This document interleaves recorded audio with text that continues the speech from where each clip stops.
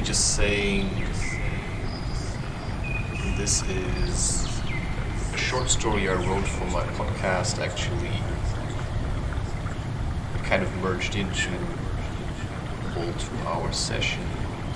Just prepare yourself for the imagery. Okay. Yeah, it's also in Crazy Wisdom 3 somewhere, I think, right? Just have to see how long it will get. Anyway, here goes Fully Fonda. Fully Fonda, people said, shaking their heads. Fully was this guy that you would see climbing trees in the middle of winter, and they would shake their heads without even knowing why they shook him.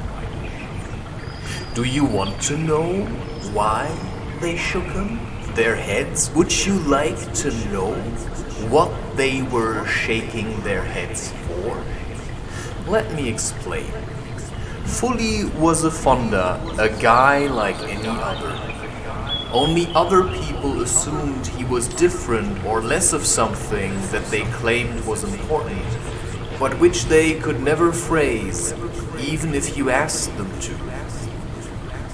There was more about him than met the eye, and so they were suspicious, to say the least, or most, as their suspicions were a reflection of themselves. Now to say more about that Fonda, that fully Fonda, let me break into sing-song for a few lines. Fully Fonda lived in a street full of empty minds. The minds were so empty that nothing he did could stir those that were blind. One day he walked through an ocean of bliss and found why it was so. The people were lazy, had stopped to be honest, afraid of letting go. Childish behavior, they trashed Mother Nature and acted like they were the best. What they failed to see was that truth disappeared and it all was a giant test. Them being sat looking, their minds were as spooky as anything you know. Their thoughts were as dirty, their eyes were as murky as fumes of petrol-run boats. So one day our hero, that Fonda who's fully awakened to the truth, came out of nowhere and told him to change or be swallowed by said truth. Good news may sound different, but he had some answers and told them all about cleansing and diet and minds and how darkness had come to live in their house.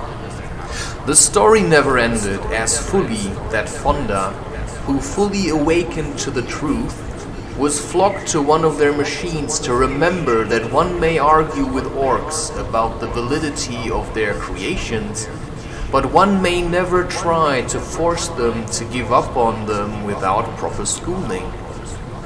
So the message of this story is thus: change takes time.